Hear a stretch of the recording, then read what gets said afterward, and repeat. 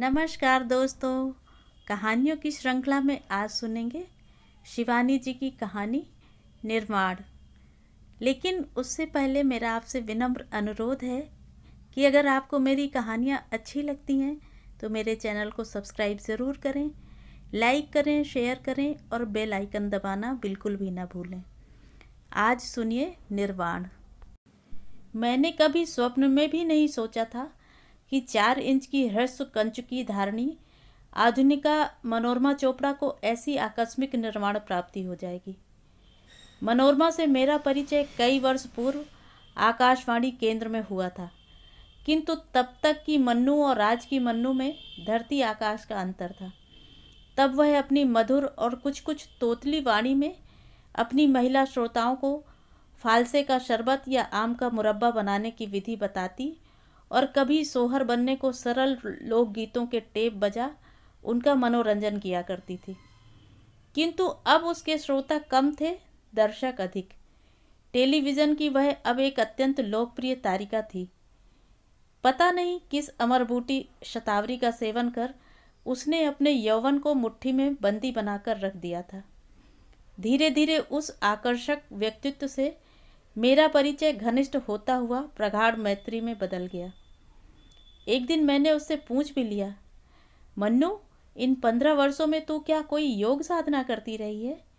एक छटाक मांस भी तो नहीं चढ़ा तेरे शरीर पर। यह सब मेरे गुरुदेव की कृपा है बहन। उसका चेहरा एक अलौकिक दर्प से दीप्त हो उठा। गुरु? मैंने आश्चर्य से देखा।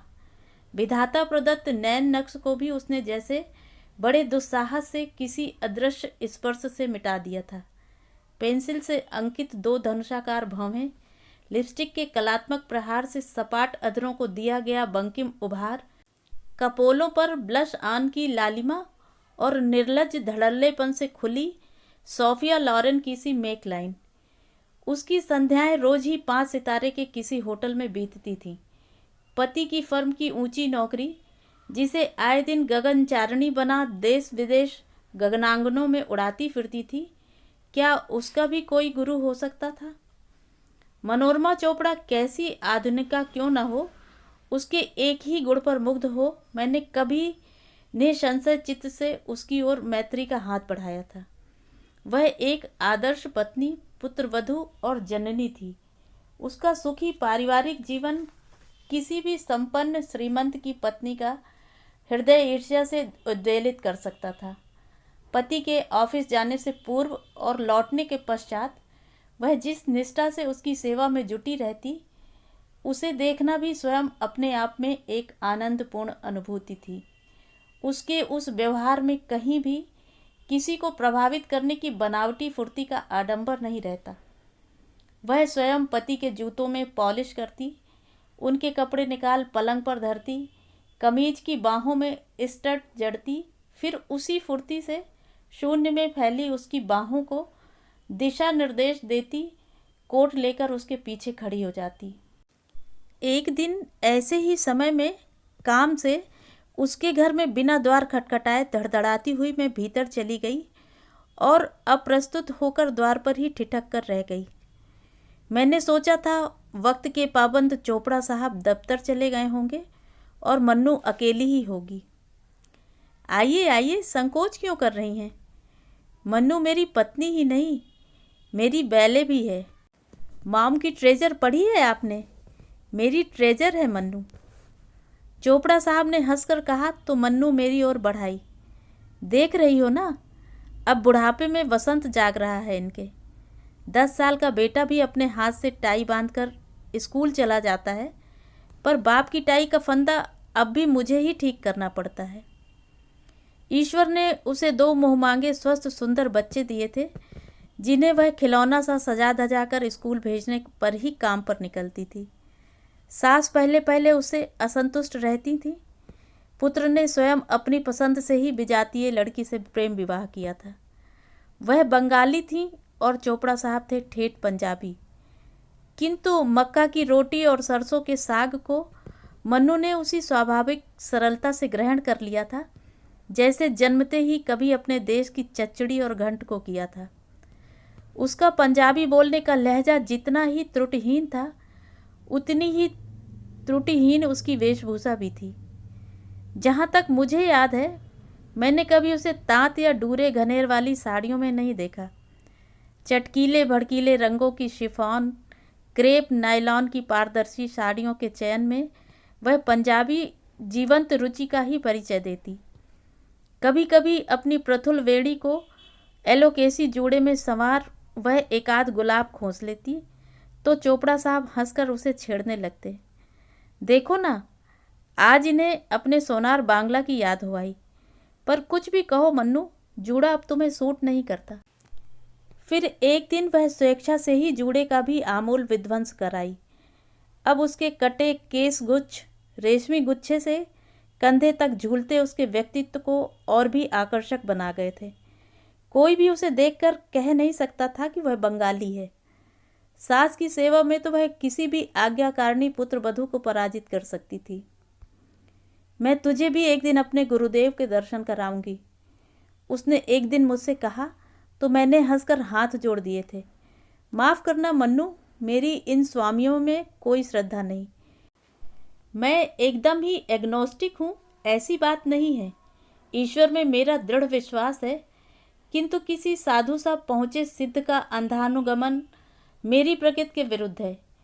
किसी लब्ध प्रतिष्ठ स्वामी का सानिध्य मेरे या अन्य किसी के जीवन में मांगलिक परिवर्तन संगठित कर सकता है, या किसी गुरु का भ्रकुट विलास अप्रसन्न होने पर किसी का अनिष्ट कर सकता है, यह सहसा मान लेने को मेरा चित्त प्रस्तुत नहीं होता। कुमाऊं आदिकाल से उन्नत कोटि के ऐसे साधकों की पदधूलि से धन्य रहा है, जिन्हें प्राच्य पाश्चात्य सभी देशों ने कभी मान्यता दी थी। मैं अब भी अवसर पाते ही वर्षों पूर्व समाधिस्थ हुए एक ऐसे ही साधक की प्रस्तर मूर्ति के दर्शन करने जाती हूँ, और जब भी दर्शन कर लौटती हूँ, लगता है अपार्थिव रूप से ही उनके वरद हस्त का शीतल स्पर्श मुझे फूल सा हल्का बना गया है। किंतु इस फरेबी युग में ऐसे किसी सिद्ध का अस्तित्व मेरे संदेही मन को शंकित ही अधिक करता है। इसी से जब कभी मन्नू ने मुझे अपने गुरुदेव के दर्शन के लिए आमंत्रित किया, मैं एक न एक बहाना बना उसे घिसा देती रही थी।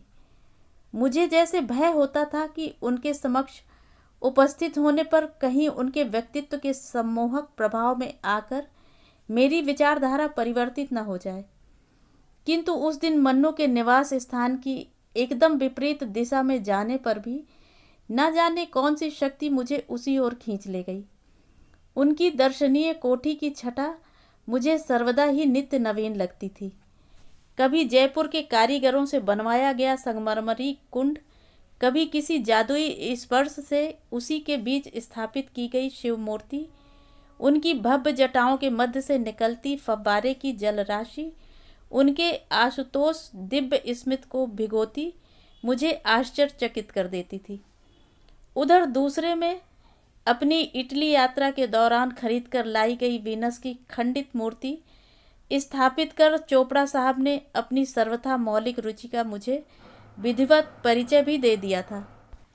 देख रही हैं ना, एक ओर स्फुरण मौलिक कल्लोलिनी गंगा, दूसरी ओर वीनस की भुवन मोहिनी सुंदरता। प्राच्य प्रतीच्य का यह मिलन कैसा लगा आपको? हम किपलिंग की उक्ति में विश्वास नहीं करते थे, east is east and west is west. सचमुच ही चोपड़ा साहब का मौलिक प्रयोग गोल की सज्जा को एक अनोखी भव्यता से मंडित कर गया था। जहाँ सिप नडेल का एकदम ही विदेशी रुचि का फर्नीचर था, वहीं बीचों बीच झूलता था काठियावाड़ी हिचका।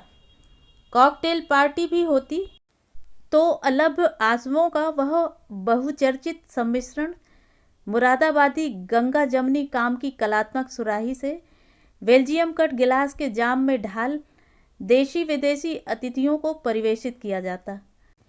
उस दिन भारी दक्षिणा देकर चोपड़ा साहब एक से एक चुस्त सुंदरी किशोरियों को न जाने किस रत्नगर्भा खान से बटोर लाते।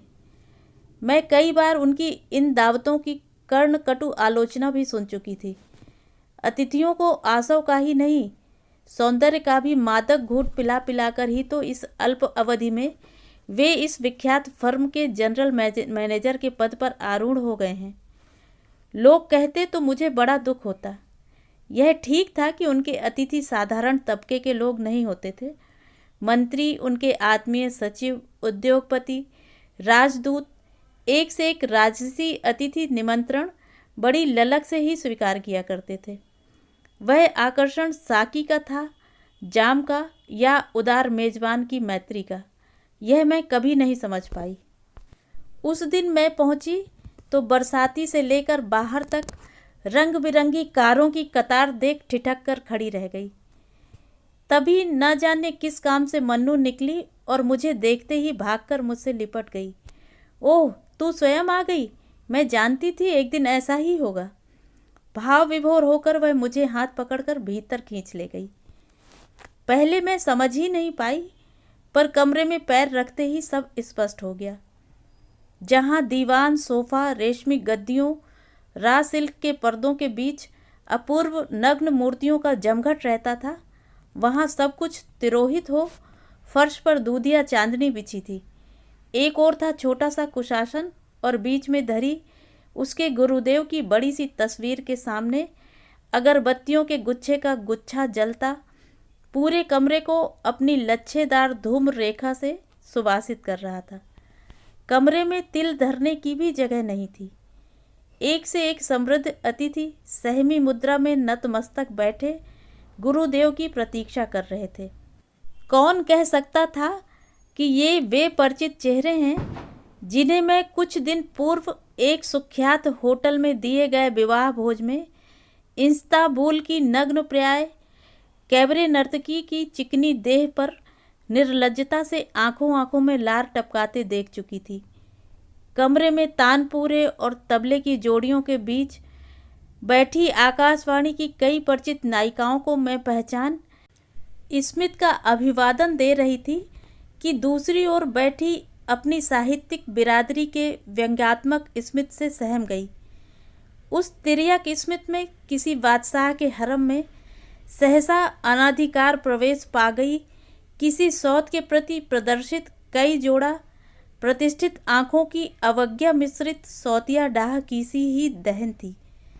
सहमकर मैंने आंखें फेर ली और सकपकाकर बैठ गई। सहसा गुरुदेव का पदार्पण हुआ। स्कंद स्पर्श करते रेशमी घुंघराले बाल, स्थूलकाय प्रसन्न वदन उस दिव्य पुरुष को देखते ही जैसे सबको एक साथ बिजली का झटका लगा और सब खड़े हो गए। संकेत से ही उन्होंने सबको बैठने का आदेश दिया। फिर अपनी गूढ़ दृष्टि मेरी ओर निबद्ध कर बोले, अवश्यंभावी अवश्य होता है लड़की। क्यों, अपने पति के विषय में अब भी सोच रही है क्या? मुझे पसीना आ गया। कैसे जान गया था यह प्रज्ञाचक्ष? मेरे पति को उस दिन हरारत हो आई थी और वैसी ही अवस्था में उन्हें दौरे में बाहर जाना पड़ा था। मैं सचमुच उस क्षण यही सोच रही थी, क्या यह उनका परिचित ज्ञान था या विचार स्थानांतरण? मैंने लज्जा और परिताप से सिर झुका दिया। यह यहाँ नहीं आना चाहती थी। स्वामी जी का दिव्य स्मित मेरी नंगी पीठ पर फिर तड़ातड़ चाबुक सा मारने लगा, किंतु इसे यहाँ आना पड़ा। सोच रही थी पति को बुखार ही में दौरे में जाना पड़ा है, पता नहीं कैसे हैं। वे फिर हंसे, चिंता मत कर, सब मंगल होगा। मेरे लिए यह सब जलसा ही सुगम है। उन्होंने अपनी दृष्टि को कमरे में बिखरी भीड़ पर घुमाकर कहा, इसे जानने के दो मार्ग हैं। समीकरण अर्थात जागतिक शक्तियों के संघट्ट का स्वरूप ज्ञान, और दूसरा तीव्र दृष्टि, जिसे तुम लोग शायद दिव्य दृष्टि कहने पर अधिक स्पष्ट रूप से समझ लोगे। कमरे की भीड़ को आतुरता की लहर चंचल कर गई। आधुनिक जीवन के अनेक संशयों से क्षुब्ध कितने ही व्याकुल चित्त एक साथ अनेक प्रश्न पूछने को लालायित हो और निकट खिसक आए। उधर द्वार के पास ही बैठी 3-4 सुंदरी किशोरियां एक साथ हवा के झोंके की तीव्रता से बाहर निकल गईं। क्या पता स्वामी जी की दिव्य चक्षु पढ़ाई के साथ साथ चल रही उनकी दूसरी आजीविका का उद्गम स्रोत भी सबके सामने खुली पुस्तक सा बाँचकर उन्हें अपदस्थ न कर दे। शांत हो, शांत हो। मैं यहाँ कोई योग प्रदर्शन करने नहीं आया हूँ।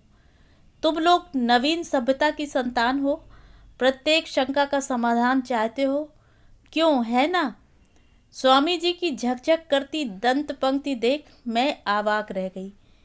चेहरे की सी ही चमक उजले दांतों की भी थी। मैंने इसी से तुम्हारी शंका का एक छोटा सा समाधान प्रस्तुत किया था। मन्नू, अब कीर्तन आरंभ करो। और फिर कमरा कीर्तन की मधुर स्वर लहरों से गूंज उठा था। इस घटना के पश्चात मेरे न चाहने पर भी मेरी विचारधारा में एक आमूल परिवर्तन संगठित हो गया। अनेक तर्क वितर्कों से भी मैं अपने अशांत चित्त को शांत नहीं कर पाई थी। गुरुदेव तो उसी रात की फ्लाइट से शिकागो चले गए, किंतु मुझे ऐसा अनुभव होने लगा जैसे मेरी समग्र सत्ता सचेत होकर मुझे अद्भुत पुकार से झकझोर कर कह रही है, आंखें खोल मूर्ख, मैं हूँ, मैं हूँ। यह पुकार शुद्ध बोधात्मक थी। उधर जब कभी मन्नू मिलती, गुरुदेव के अनेक चमत्कारों की कहानियाँ सुना मुझे और भी अशांत बना देती। जानती है क्या कहते हैं गुरुदेव? कहते हैं, मन्नू, साधना तुझे नहीं करनी होगी, तेरे लिए जो करनी है मैं करूँगा। शक्ति, अनुभूति, ये सब बाह्य वस्तुएं हैं। इनमें तेरी आसक्ति रही तो कभी भी तुझे निर्वाण की प्राप्ति नहीं होगी। साधना का तब तक कोई महत्व नहीं होता जब तक गुरु अनुगत न हो। धीरे धीरे तेरे कार्य स्वतः सिद्ध होंगे पगली। यह सुनाते मन्नू का चेहरा शिशु सा सरल बन जाता और मैं ईर्ष्या से उसे देखती रहती। कैसा सहज सरल विश्वास था उसका। न मेरे विवेकी चित्त जैसी व्यर्थ की दलीलें, न कोई संशय। कब और कैसे उन्होंने मेडिकल इंस्टीट्यूट से असाध्य करार दिए गए किस कैंसरग्रस्त रोगी को केवल अपनी धूनी की चुटकी भर भस्म से ही ठीक कर दिया। कब किस लक्षाधिपति विदेशी चेले के अशांत चित्त की खोई शांति लौटा दी। सुनने में अब मुझे भी आनंद आने लगा, किंतु साथ ही साथ मन्नू के सुखी दाम्पत्य जीवन में क्रमशः गहरी बनती जा रही दरार को भी अब मैं स्पष्ट रूप से देख पा रही थी। जब कभी उनकी कोठी में गुरु नाम संकीर्तन होता, मैं देखती चोपड़ा साहब घर में उपस्थित रहने पर भी पत्नी की प्रार्थना सभा में अनुपस्थित ही रहते। यही नहीं, एक दो बार मेरे ही सामने इसी प्रसंग को लेकर दोनों बड़ी बुरी तरह उलझ पड़े थे और मैं अप्रस्तुत होकर बाहर खिसक आई थी। फिर मुझे अपने पति की बीमारी के कारण सुदीर्घ अवधि तक पहाड़ पर रहना पड़ा। जब लौटी तो मनोरमा चोपड़ा निर्वाण प्राप्त कर चुकी थी। मैंने आते ही फ़ोन किया तो किसी ने नहीं उठाया। दूसरे दिन मैंने फिर फ़ोन किया। प्रातःकाल तो वह केवल अपने परिवार के लिए सुरक्षित रखती थी, निश्चय ही घर पर होंगी। बड़ी देर तक फ़ोन की घंटी किर्र किर्र कर बजती रही। अंत में जब निराश होकर मैं रखने ही जा रही थी कि उनकी नन्ही बेटी बुलबुल ने फ़ोन उठाया। हेलो। नन्हे स्वर को फ़ोन पर ही दुलार कर मैंने कहा, मम्मी को फ़ोन तो देना बेटी। मम्मी तो है नहीं। स्वर की अस्वाभाविक उदासी ने मुझे चौंका दिया। कहाँ गई? उसने इस बार बिना कुछ कहे ही फ़ोन नीचे रख दिया। ऐसा तो वह पहले कभी नहीं करती थी। मन्नू ने नम्रता और शिष्टाचार की घूंटी तो अपने बच्चों की जन्म घुट्टी ही में घोलकर पिलाई थी। उसी दिन फिर मैं स्वयं ही उसकी कोठी पर पहुंच गई थी। स्वार्थ कुछ मेरा भी था। मेरी एक मौसेरी बहन कैंसर के क्रूर पंजे में दबी भयावह यंत्रणा में छटपटा रही थी। क्या पता उसके चमत्कारी गुरु की चुटकी सी भभूत उसे भी नवजीवन प्रदान कर दे। गुरुदेव का पता लेने ही मैं उस दिन वहां पहुंची थी। घंटी बजाई तो चोपड़ा साहब ने ही द्वार खोला। मैं उन्हें आश्चर्य से देखती ही रह गई। जिस दर्शनीय व्यक्ति की साज सज्जा देखकर कभी भूख भागती थी, वह मेरे सम्मुख किसी निगरगंड फकीर सा ही खड़ा था। मैला सा सिलवट पड़ा नाइट सूट, ड्रेसिंग गाउन की उधड़ी तुरपन एक और लटकी थी। बड़ी दाढ़ी चेहरे को रुग्ण बना जैसे उनकी वयस के 10 साल और बढ़ा गई थी। यह क्या चोपड़ा साहब, बीमार थे क्या? मन्नू कहाँ है? मैंने पूछा। किसी परमहंस की सी हंसी से उनका चेहरा सहसा करुण हो गया। विद्रूप और व्यंग की ऐसी भीभत्स झुर्रियां मैंने आज तक किसी के चेहरे पर नहीं देखी थी। Mannu, she has gone with the wind. और फिर हाथ का बुझा शिकार हाथ में ही लिए वे अपनी भूल भुलैया सी कोठी के न जाने किस कमरे में जाकर खो गए। भीतर जा माताजी से सब कुछ सुन मैं स्तब्ध होकर घर लौट आई थी। मन्नू ने इधर अपनी सुखी गृहस्थी की लक्ष्मण रेखा स्वेच्छा से ही लांघ कपटी रावण का हाथ पकड़ लिया था। पहले भी कई बार उसकी पति से इन्हीं गुरु को लेकर झड़प हो चुकी थी। आए दिन उनके साथ धार्मिक गोष्ठियों में भाग लेने देश विदेश की खाक छानती मन्नू पति पुत्र पुत्री सबको भुला बैठी थी। खोती नु कुछ खिला दिया सी गुरुदेव बच्चे ने। माताजी के आंसू उनके अनुभव की झुर्रियों पर टपकते एक पल को उन्हें विह्वल कर गए। फिर उन्होंने मन्नू के दुर्भाग्य का पूरा प्रकरण मुझे सुना दिया।